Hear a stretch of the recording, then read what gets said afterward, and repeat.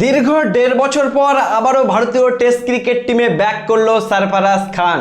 বন্ধুরা, সরফরাজ খান যে মানুষটার সাথে জানুয়ারি 2025-এর পর থেকে ভারতীয় ক্রিকেট ম্যানেজমেন্ট দিনের পর দিন অন্যায়ভাবে তাকে ভারতীয় দল থেকে বাদ দিয়ে দিয়েছিল, সেই সরফরাজ খানকেই অবশেষে ভারতীয় দলে ডাকা হলো আবারও।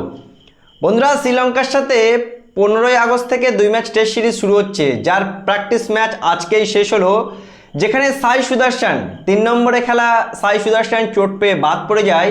সেই সাই সুদর্শনের জায়গায় রিপ্লেসমেন্ট হিসেবে আবারও সুযোগ দেওয়া হলো সরফরাজ খানকে। দীর্ঘ 1.5 বছর, বন্ধুরা, দীর্ঘ 1.5 বছর সরফরাজ খানকে অন্যায়ভাবে ভারতীয় দল থেকে তাড়ানো হয়। সেই সরফরাজ খান দিনের পর দিন নিজের 25 কিলো ওয়েট কমিয়ে ডোমেস্টিক ক্রিকেটে পারফরমেন্স করার পরও ভারতীয় দলে সুযোগ পাচ্ছিল না। কিন্তু উপরওয়ালাও বলে না যে পরিশ্রম করতে থাকো ভাই, তোমাকে একদিন সফলতা তোমার আসবেই আসবে। সেটাই হলো সরফরাজ খানের সাথে। কিন্তু এখন দেখার বিষয়, সরফরাজ খান 1.5 বছর পরে তো সুযোগ পেল, কিন্তু সে কি ভারতীয় প্লেইং 11-এ সুযোগ পাবে?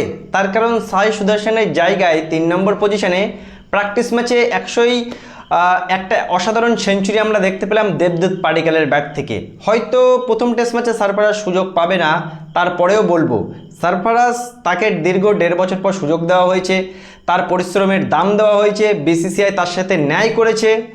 এবার সরফরাজ খানকে অ্যাটলিস্ট 8টা-10টা টেস্ট ম্যাচ টানার সুযোগ দেওয়া উচিত, তারপরেই তাকে জাজ করা উচিত। এই যে সাই সুদর্শন ফিট হয়ে গেলে আবার তাকে ভারতীয় দল থেকে তাড়িয়ে দেওয়া, এটা কিন্তু একেবারেই করলে হবে না ভাই।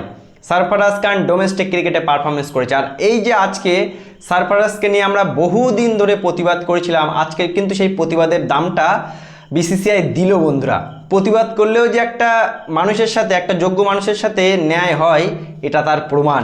সরফরাজ খান দিনের পর দিন কঠোর পরিশ্রম করেছে, ভারতীয় দলে যখন সুযোগ পেয়েছিল ভালো করছিল, কিন্তু তার সাথে অন্যায়ভাবে তাকে ভারতীয় দল থেকে তাড়ানো হয়। তারপরে আবারও 1.5 বছর অপেক্ষার পর সরফরাজ খান সুযোগ পেয়েছে সাই সুদর্শনের জায়গায়। আর এবার আমি আশা করব প্লেইং 11-এ যদি সরফরাজ খান সুযোগ পায়, তাহলে যেন সে আবারও প্রমাণ করে যে তাকে বাদ দেওয়াটা বড় অন্যায় ছিল।